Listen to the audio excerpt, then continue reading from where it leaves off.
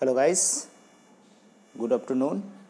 चलिए आज आपको मैं एक दूसरे क्लासेस की मैं फर्स्ट लेक्चर की वीडियो अपलोड कर रहा हूँ। मुझे 7th क्लास की एक चैप्टर मैंने निकाल दी, आप रीड कर चुके होंगे। उम्मीद है कि आपको अच्छा लगा होगा। दूसरी क्लासेस मेरी 8th क्लास है। मैंने आपको शुरू में ही बताया था कि बेटा मैं 7th to 10th साइंस की टोटल चैप्टर करने वाला हूँ। ठीक है ना, आपको एकदम बहुत ही ज़बरदस्त लगेगा, बहुत ही अच्छा लगेगा।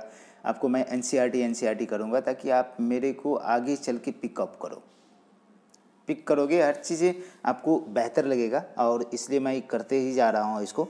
तो ये आपका 8th क्लास की पहली चैप्टर है, क्रॉप प्रोडक्शन एंड मैनेजमेंट की बात करेंगे। यहाँ पे एग्रीकल्चर से रिलेटेड सारी की सारी बातें होगी। आपको छोटी छोटी मैं इंफॉर्मेशन बताते जाऊँगा। ये आप सब यदि मतलब कि आप फार्मर फैमिली से बिलोंग करते होंगे और नहीं भी करते होंगे तो आपको थोड़ा सा आइडिया होगा इसके बारे में कि हमारे पास जो है किस किस चीज़ों की ज़रूरत होता है, कौन कौन सा औजार लगती है।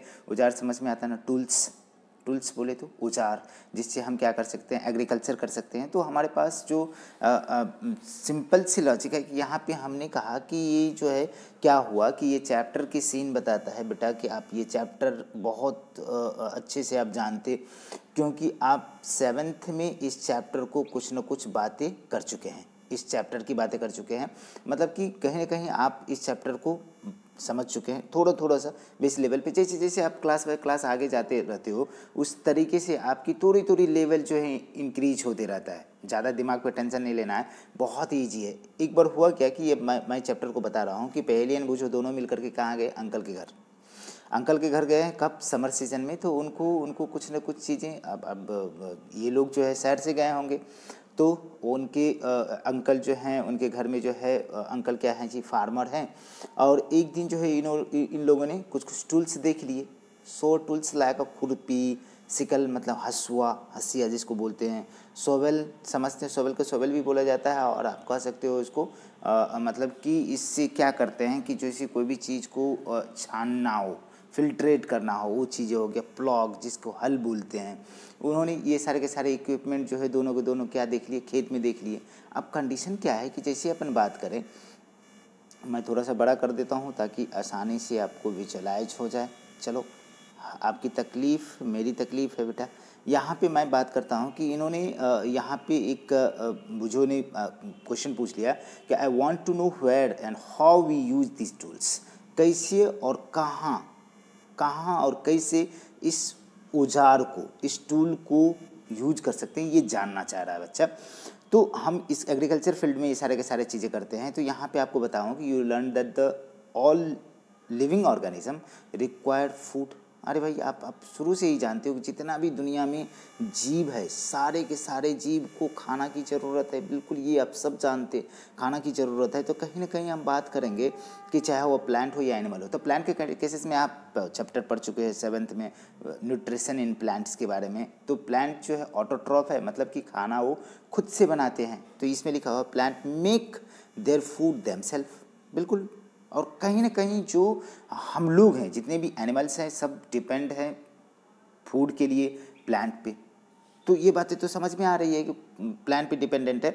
तो मतलब कहीं ना कहीं डायरेक्टली और इनडायरेक्टली हम उस पर डिपेंडेंट है। तो हम क्या है, हेट्रोट्रॉफ है। हेट्रो मतलब डिफरेंट, अदर। तो you can recall that how green plant synthesize their food. ये सारी कहानियाँ हमने कर चुके हैं। By the process of photosynthesis क्या क्या रिक्वायरमेंट है, रॉ मटेरियल क्या है, कैसे है, ये आप सब जानते हो। फोटोसिंथेसिस प्लांट करते हैं जिसमें क्या होता है, लीफ में लीफ ग्रीन कलर का होता है due to presence of chlorophyll की प्रेजेंस की वजह से लीफ कैसा होता है, हरा कलर का होता है। और वही है वहाँ पे ग्रीन है। क्लोरोफिल क्या करता है, लाइट एनर्जी को पकड़ता है और क्या करता है कि एटमॉस्फेयर से CO2। और हम बात करेंगे कि यहाँ पे जैसे ही बात करेंगे कि भैया अब वाटर मिनरल्स जो है रूट से लिए, ज़मीन से लिए, सॉइल से, और इसमें सनलाइट इनको मिला और खाना बना लिया। क्या ग्लूकोज बनाया, कार्बोहाइड्रेट बना लिया। तो मतलब इस तरीके से खाना, इस तरीके से फोटोसिंथेसिस होता है। H2O भी निकलता है थोड़ी सी मात्रा में। यहाँ पे बात करेंगे तो बाय प्रोडक्ट के रूप में ऑक्सीजन निकलते हैं। तो animal including human can not their food. Not make their own food, अपने फूड नहीं बनाते भैया, उनके पास क्लोरोफिल नहीं होता है। So where do animal get their food from, मतलब कि आप जानते हो कि प्लांट से हम इतने बात कर चुके हैं अभी अभी। अब हमारे पास है क्या बात कि फर्स्ट ऑफ ऑल हम बात करते हैं कि but first of all why do we have to eat food, सबसे पहले कैसे पता चला? तो मतलब कि इंसान की रिक्वायरमेंट होती है, जब भूख लगती है तो किसी न किसी चीज़ों पे रिसर्च वर्क होती रहती है खाने के लिए कि ये खा के देखो कैसा होता है कैसा नहीं होता है। तो बहुत सारे इसमें लॉसेस भी हुए लोगों को कि खाने का कुछ खा लिया, कुछ निपट गए, मर गए। धीरे धीरे रिसर्चेस चलते रही, इसके बाद जो है अपन बात करते हैं कि you have already know the energy. आपको मैं बताऊं यहाँ पे कि ये कंडीशन क्या है कि ये मैं बात करता हूँ कि इस जगह पे आपको, ठीक है, मैं बात करूँ कि already you know that the energy from food utilize the organism for carry और देयर वेरियस बॉडी फंक्शंस। बिल्कुल सही बात भाई, जब तक हमें खाना नहीं मिलेगा तो एनर्जी नहीं मिलेगा, एनर्जी नहीं मिलेगा तो हम हमारा बॉडी कोई भी एक्टिविटी कर नहीं सकती, कोई काम नहीं कर सकती है। मतलब कि ना तो डाइजेशन हो सकता है, ना रेस्पिरेशन हो सकता है, ना एक्सक्रीशन हो सकता है, कुछ भी नहीं हो सकता है। तो वही कह रहा है कि food utilise by organism for carry और their various body function such as digestion, respiration, excretions. We get our food from the plant and animal or both, दोनों से ले सकते हैं। अरे भैया हम शाकाहारी भी हैं और मांसाहारी भी हैं, ये बात समझ में आ रहा है। अब जो एक बात पूछना चाह रहा है, ये कह रहा है कि since we all need food, बिल्कुल हम सबको खाना की ज़रूरत है। और कहेंगे कि how can we provide food to the large number of people in our country, कैसे हम प्रोवाइड करेंगे? तो ज़्यादा से ज़्यादा मात्रा में हम क्या कर सकते हैं, खेती करके, एग्रीकल्चर करके हम क्या करेंगे, खाना प्रोवाइड करेंगे। ठीक है, तो यहाँ पे हमें बात चलती है, तो ये पहली बताती है कि भैया हम क्या करेंगे, लार्ज अमाउंट में food has to produce on a large scale पे हम क्या करेंगे, खाना बनाएंगे, एग्रीकल्चर करेंगे, खेती करेंगे, उसके बाद प्रोडक्शन होगी ज़्यादा से ज़्यादा। हम इस तरीके से दुनिया इंडिया में मतलब कि कंट्री में जो है सारे जगह पे फूड प्रोवाइड कर सकते हैं। In order to provide the food for the large production, तो रेगुलर प्रोडक्शंस, इसमें क्या होना चाहिए कि हमें प्रॉपर इसका गाइडलाइन, इसका ट्रेनिंग होना चाहिए बाकायदे। हमने कहा कि provide food a large population, तो रेगुलर क्या होना चाहिए, प्रोडक्शन होना चाहिए, प्रॉपर मैनेजमेंट होना चाहिए, डिस्ट्रीब्यूशंस इज ऑल्सो नेसेसरी, कहाँ किस जगह पे कितना जाना चाहिए, किस तरीके से। तो अब हमें बात करना पड़ेगा कि practices of agricultural practices, agriculture कब से प्रैक्टिस करी गई, तो आप लोग आगे चल के बहुत डिटेल में पढ़ने वाले हो। लेकिन यहाँ पे थोड़ी सी मैं बात करना चाहूँगा कि ये 10,000 मतलब कि टिल कब से एग्रीकल्चर स्टार्ट हुई है, 10,000 बिफोर द, आप समझ रहे हो, बिफोर क्राइस्ट, समझ में आ रहा है ना, बिफोर सेंचुरी। तो आप जो है 10,000 साल पहले से ये कंडीशन क्या है कि मतलब कि ये मतलब कि एग्रीकल्चर स्टार्ट हुई। पीपल वर नोमैडिक का मतलब आप हर वर्ड का मतलब समझो बेटा। नोमैडिक करने का मतलब खाना बदोश, घुमंतु, एक जगह से दूसरी जगह लोग जाते थे, एक जगह पे स्टैटिक नहीं रहते थे, घूम घूम के खाना बदोश ज़िंदगी बिताते थे। कहा कि they are wandering in the group place to place in search of food and shelter, खाना और मतलब कि रहने के लिए, आवास के लिए लोग क्या करते थे, एक जगह से दूसरी जगह घूमा करते थे।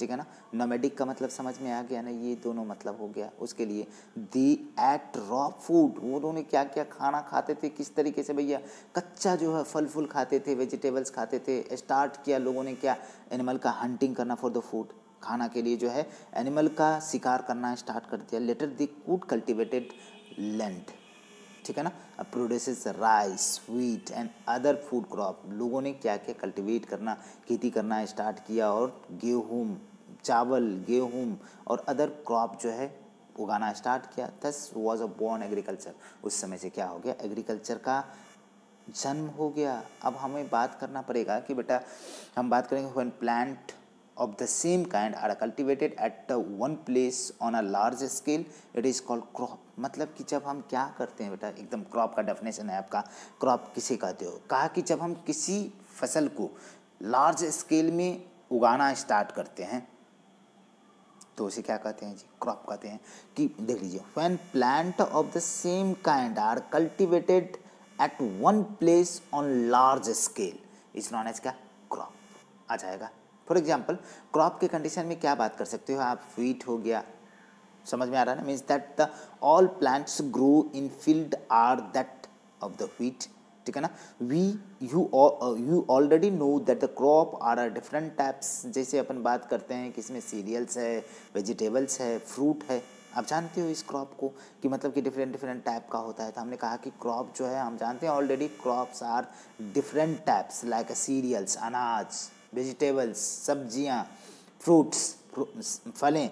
These can be classified on the basis of the season, season के हिसाब से इसको क्लासिफाई करा जाता है, उगाया जाता है, ग्रो करवाया जाता है, इन विच दे ग्रो, ठीक है। इंडिया बहुत बड़ी कंट्री है, यहाँ पे क्लाइमेटिक कंडीशन आते हैं, climatic conditions like temperature, humidity, humidity समझते हो ना, मॉइस्चर, टेम्परेचर, रेनफॉल, ये सारे के सारे चीज़ें मतलब कि रीजन टू रीजन, एक रीजन से दूसरे रीजन में बदलते रहता है। इस तरीके से आपका जो है खेती की टाइपें भी बदलती रहती है। अरे समझ में आ रहा है, रेनफॉल, ये सारे के सारे रीजन। तो according to there is rich in, ठीक है। यहाँ पे बात करेंगे बेटा कि रिच इन मतलब कि आपका कंडीशन क्या है कि variety of crop, rich in variety of crops grown in a different parts of our country despite. इसके अलावा जो है डाइवर्सिटी, ठीक है ना, two broad cropping patterns can be identify, मतलब कि दो तरह का जो है हम क्रॉप के बारे में ब्रॉडली बात करते हैं। बच्चे अक्सर कंफ्यूज करते हैं कि दो तरह का जो क्रॉप है सीजन के हिसाब से उसमें कौन कौन सा क्रॉप है बेटा। तो एक खरीफ क्रॉप है, दूसरा जो है रबी क्रॉप है, आ जाएगा। एक क्या है हमारे पास, एक खरीफ क्रॉप है, दूसरा क्या है, रबी क्रॉप है। तो यहाँ पे खरीफ के लिए हम बात क्या करते हैं कि खरीफ क्या होता है, what do you mean by kharif and what do you mean by rabi. तो दोनों according to the season, according to the season and region, मतलब कि सीजन के हिसाब से फ्लक्चुएशंस होती रहती है, आप उसको उसके हिसाब से आप मेंटेन करोगे कि किस सीजन में कहाँ पे कौन सा मतलब कि खेती होती है। तो खरीफ क्या होता है और रबी क्या होता है, दोनों के बारे में आपको जानना पड़ेगा कि रबी क्या है और खरीफ क्या है, ठीक है। तो हमें सबसे पहले बात करना पड़ेगा बेटा कि रबी के बारे में बात कर, पहले खरीफ के बारे में बात करेंगे। तो सीजन, हमने कहा कि सीजन के हिसाब से आपका ये दोनों क्रॉप है, बिल्कुल बेटा, इसमें आप सीजन याद रखना, ठीक है ना। मतलब कि crop which are grown in a rainy season, यदि क्रॉप रेनी सीजन में हो रहा है, बरसात के मौसम में, तो उसको खरीफ बोलेंगे, आ जाएगा ना। Rainy season in India generally कब से कब तक बेटा, ये समय याद रखो, सितंबर से, जब जो क्रॉप रेनी सीजन में उगाया जाए, ग्रो कराया जाए, जो रेनी सीजन हमारा जून से सितंबर तक होता है, उसको खरीफ बोलते हैं। उसको कौन सा क्रॉप कहेंगे, खरीफ कहेंगे। खरीफ में कौन कौन सा आते हैं, पैडी हो गया बेटा, धान, मकई हो गया, मिर्च, सोयाबीन हो गया, ग्राउंडनट, मूंगफली हो गया, कॉटन हो गया, ये सब के सब खरीफ है बेटा। बिल्कुल दिमाग में रखना कि वह क्रॉप्स जो रेनी सीजन में उगाया जाए, जो सितंबर से जून से सितंबर तक होता है, उसको खरीफ बोलते हैं। खरीफ में कौन कौन से आते हैं, पैडी आते हैं, मेज आते हैं, सोयाबीन आते हैं, ग्राउंडनट आते हैं, कॉटन आते हैं और ढेर सारे आते हैं। इस सारे क्रॉप को खरीफ बोलते हैं बेटा। अब हमारे पास हो गया कि रबी किसे बोलेंगे। तो रबी क्रॉप जो ग्रो किया जाता है कब जी, विंटर सीजन में, ठंडी में। वो तो क्या हो गया, रेनी सीजन, बरसात के समय में खरीफ हो गया, खरीफ, खराब और बरसात, ठीक है ना। और रबी के कंडीशन में हम बात करेंगे बेटा कि ये विंटर में होता है, रबी विंटर में, ठीक है ना। विंटर कब से कब तक होती है, अक्टूबर से लेकर के मार्च तक होती है बेटा। इसमें जो फसल उगाया जाता है वो फसल कौन सा है जी, क्रॉप, कौन सा, रबी क्रॉप। तो रबी क्रॉप कहलाता है। एग्जाम्पल के रूप में रबी क्रॉप को क्या क्या लेते हैं बेटा, व्हीट हो गया, ग्राम हो गया, पी हो गया, व्हीट, गेहूँ हो गया, चना हो गया, मटर हो गया, सरसों, मस्टर्ड हो गया, लिनसीड हो गया, ये सारे के सारे these are besides these pulses सारे के सारे आते हैं जी रबी में। और वेजिटेबल्स भी आते हैं किसमें जी, रबी में, grown during the summer season at a place, ठीक है ना। मतलब ये अलग हो गया। इसके अलावा जो हम बात करते हैं, सॉरी, हमने इसके अलावा बात किया कि रबी तो हमारा विंटर में हो गया, खरीफ कब हो गया हमारा जो है रेनी सीजन में। अब कुछ जो है हमारी बात करें कि समर सीजन में भी होता है, जैसे पल्सेस की बात करते हैं, वेजिटेबल्स की बात करते हैं, ये समर सीजन में ग्रो करवाया जाता है। इतना बात तो हमको समझ में आ रहा है, इतना बातें समझ में आ रही बेटा। तो अब हमको बात करना पड़ेगा कि यहाँ पे प्रैक्टिसेस ऑफ क्रॉप की कंडीशन में, तो क्रॉप में प्रैक्टिसेस ऑफ क्रॉप की कंडीशन में basic practices of crop production कैसा है, यहाँ पे बेटा बात करो आप कि क्या कह रहा है कि why paddy can't grow in the winter season. भैया ये धान क्यों नहीं विंटर में ग्रो करवाया जाती है, इसका रीज़न क्या है? आप जानते हो कि धान को ग्रो करवाने के लिए ज़्यादा से ज़्यादा मात्रा में पानी की रिक्वायरमेंट होती है बेटा। बुझो ने वो सवाल किया, पहले ने जवाब दी कि भैया कि paddy require a lot of water therefore it grown one in rainy season, इसीलिए इसको रेनी सीजन में ग्रो करवाया जाता है। ये तो हो गया। फोटो पीरियड की बात करते हैं, जो अभी आपको बेटा नहीं समझ में आएगा। फोटो पीरियड करने का मतलब है कि वह एक लाइट ड्यूरेशन भी होना मांगता है, जिसमें क्या होता है कि उसका फ्लावरिंग एंड फ्रूटिंग होता है, मतलब कि एक लाइट का ड्यूरेशन भी होता है। तो जाने दीजिए, कोई बात नहीं, आगे अपन बात करेंगे। यहाँ पे बात कर रहा है बेटा कि cultivation of crop involve several activity undertaken by the farmer over a period of time. कुछ समय के दौरान जो है ये सारे के सारे चीज़ होती है। You may find that these activities are similar in those carried out by a gardener or even by you when you grown ornamental plants in your house. These activity और task are different। मतलब आपको कहा जा रहा है कि ये सारे के सारे चीज़ कैसे होते हैं, आप गार्डन में देखते हैं, आप अपने घर में जो ऑर्नामेंटल प्लांट्स लगाते हैं, जो सजावटी पेड़ पौधा लगाते हैं, जैसे मनी प्लांट्स, पैथोस के बारे में बात करते हो, ठीक है ना, इस सारे के सारे बारे में आप बात कर सकते हैं, ठीक है। तो यहाँ पे हमारे पास क्या है बेटा कि ये चीज़ें हमको यहाँ पे देखना पड़ेगा कि हमने कहा कि इसमें क्या क्या चीज़ें होना चाहिए। तो कहा है कि मतलब कि एग्रीकल्चरल प्रैक्टिसेस व्हिच मतलब कि यहाँ पे बात करो बेटा कि व्हिच आर क्या क्या हो सकता है इसमें। तो हमने लिस्ट में दिया है कि इसके एग्रीकल्चर के लिए हमको क्या क्या चाहिए, क्या क्या करना पड़ेगा खेत में। ये इंपॉर्टेंट फंडा है बेटा, इसको समझिए। सबसे पहले क्या करते हैं, हम सॉइल को तैयार करते हैं, प्रिपरेशन ऑफ सॉइल। फिर जो है उसमें बुआई करते हैं, सोइंग करते हैं, ठीक है। फिर हम क्या करते हैं उसमें, कभी कभी क्या होता है कि जब सोइंग मतलब कि प्रिपरेशन करते रहते हैं, उसी समय मैन्योर या फर्टिलाइजर्स को ऐड कर देते हैं। कभी कभी आगे चल के बात करेंगे कि एडिंग ऑफ मैन्योर, खाद है, फर्टिलाइज़र, मैन्योर, ये हम कंपोस्ट तैयार करते हैं गोबर ओबर से ढंग से। ये फर्टिलाइजर्स जो केमिकल फर्टिलाइजर, उसकी बात करते हैं बेटा। इरिगेशन मतलब कि उसको सिंचाई करते हैं। फिर जब प्रोटेक्शन फ्रॉम द वीड्स से हम बचाते हैं, किसी तरह से वीड को हटा करके, ताकि हमारे जितना भी न्यूट्रिशन मिला हुआ है प्लांट को ही मिले, हमारे जिस प्लांट को हमने लगाया है उसको वीड्स ना ले ले, उसको हटा देते हैं, कोई करते हैं। फिर जो इसको हार्वेस्टिंग करते हैं, उसके तैयार करते हैं। फिर जो है हम जितने भी हमें अनाज मिला उसको स्टोर करने का काम करते हैं। तो 7 स्टेप्स है। पहला हम सॉइल को तैयार किया, फिर जो है बीज डाला, फिर जो है हम खाद डाला, फिर हम उसको मतलब कि पानी डाला, फिर जो हमको वीड आया तो उसको वीड को निकाल दिए वहाँ से। फिर हम उसकी तैयार हो गया फसल पूरा का पूरा, जो है अब काटने पे है, हम उसको हार्वेस्टिंग करेंगे। हार्वेस्टिंग करने के बाद जो भी हमें अनाज मिलेगा उसको हम क्या करेंगे, स्टोर करेंगे। ये 7 स्टेप्स है। तो इसमें हम बात करेंगे कि प्रिपरेशन कैसे करते हैं। सबसे पहले बेटा यहाँ पे करेंगे कि सॉइल की प्रिपरेशन के लिए हमको क्या क्या करना पड़ेगा। प्रिपरेशन ऑफ द सॉइल की बात करते हैं, क्या क्या करोगे। तो सबसे पहले आप मतलब कि एग्रीकल्चर के लिए आप बात करते हो कि आप खेत तैयार करते हो। खेत को तैयार करने के लिए क्या करते हो कि खेत में आप जो है फ्लॉगिंग करते हो, मतलब कि मिट्टी को खोदते हो, टर्न करते हो मिट्टी को। और टर्न करने के लिए आप क्या करते हो, मतलब कि उसको जो है कुदाली से, खुरपी से या हल से, प्लॉगिंग कहते हैं उसको, उससे क्या करते हैं, टर्न आउट करते हैं, ताकि उसमें जितने फर्टिलाइजर ऊपर की तरफ आ जाए। तो उसको कैसे कैसे कैसे करते हो। तो पहला स्टेप होता है क्या, preparation of soil is the first step. पहला स्टेप है एग्रीकल्चर का, बिफोर द ग्रोइंग क्रॉप, ठीक है ना। One of the must preparation task of the agriculture to turn the soil and loosen it. क्यों उसको ऐसे करते हैं कि उसको लूज करते हैं, और दूसरे फर्टिलाइजर्स सब ऊपर, मतलब कि फर्टाइल पार्ट ऊपर आते हैं। सबसे बड़ी बात है कि उसको क्या करते हैं जी, लूज करते हैं, ताकि उसमें माइक्रोब्स और अर्थवर्म को क्या बोलते हैं, फ्रेंड्स ऑफ फार्मर या फार्मर्स फ्रेंड, याद है ना। वो क्या करते हैं, पोरस करते हैं सॉइल को, ताकि अच्छे से उसमें ऑक्सीजन जा सके, उसका रूट जो अच्छे से ब्रीदिंग कर सके, जिसकी वजह से वो ग्रो करेगा। आगे आपको मिल जाएगा।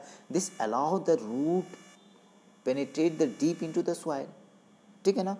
तो पूरा का पूरा जो है उसका रूट जो है अंदर की तरफ जा सके। The loose soil allow the root to breathe, सांस ले आसानी से, ठीक है ना, when they grow deep into the soil. जब ग्रो कर रहा है सॉइल के अंदर बहुत ही डीप तब। अब बात कर रहा है कि बेटा कि यहाँ की why does loosening of soil allow to the root breathe easily, कैसे करते हैं तो उसको हम प्लॉगिंग करते हैं करके लूजन soil helps in the growth of the earthworm, केचुआ या चाली जो जिसको बोलते हैं, और सब माइक्रोब्स है present in the soil. These organism are friends of farmers since they further turn and loosen the soil and add humus। humus को क्या करते हैं, ये अर्थवर्म ऐड करते हैं जिससे फर्टिलिटी क्या होता है, बढ़ता है। But why the soil needs to be turn and loosen, क्यों भैया, वही बात तो है, आपने कह दिया है कि भैया इसको लूजन करते हैं for the breathing and fertilisers को ऊपर करने के लिए। Learn the previously loosen classes में आपने पहले पढ़ चुका है।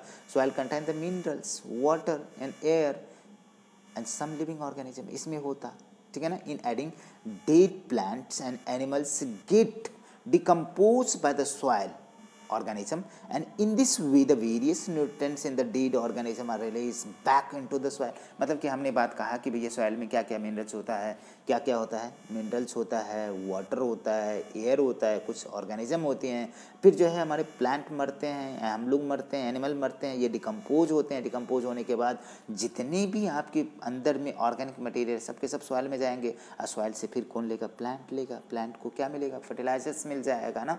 In this way the various nutrients in dead organism are released back into the soil, soil में चले गए। These nutrients again absorbed by the plant, plant इसको क्या क्या absorb कर लिया बेटा, तो important है। Since only a few centimeters of the top layer soil support the plant growth, बिल्कुल भाई, टर्न आउट करते हैं तो कुछ ही centimetre. Turning and loosing of the soil brings the nutrient rich soil on the top. बात मैंने शुरू में ही बोला कि उसको टर्न करेंगे सॉइल को, हम क्या करते हैं, मतलब कि उसको हल चलाते हैं तो थोड़ा सा सेंटीमीटर, कुछ ही सेंटीमीटर को उखाड़ के ऊपर कर देते हैं, फर्टिलाइजर से सब ऊपर की तरफ आ जाता है, so that the plant can use this nutrients. तब क्या करता है प्लांट, इस न्यूट्रिएंट्स को यूज करते हैं, आ जाएगा ना। अब बेटा थोड़ी सी बात मैं करने वाला हूँ, ठीक है ना, पेशेंस रखिए, बहुत ही इंपॉर्टेंट।